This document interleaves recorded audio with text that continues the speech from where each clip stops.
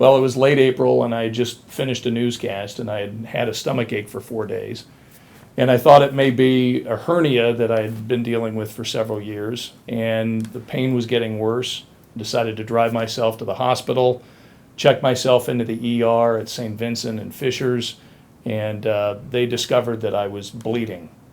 And that was about the last thing I remember, was being in the ER and being told, you're bleeding internally.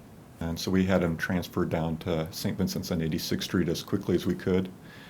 During his transfer, we mobilized an army of people to come in and help take care of him. And once he arrived, we took him to the operating room to find out where he was bleeding from and to get it to stop and to kind of resuscitate or restore his blood volume.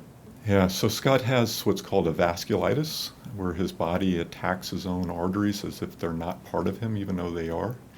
And sometimes that can cause those arteries to become weak and to kind of blow up like a balloon. And those balloons can rupture, and that's what caused his bleeding. Well, I guess the thing that I realize is how serious a problem this was. And I'm thankful Dr. Irwin and his staff were there because, as I understand, it was pretty critical, wasn't it? Yes. Yeah.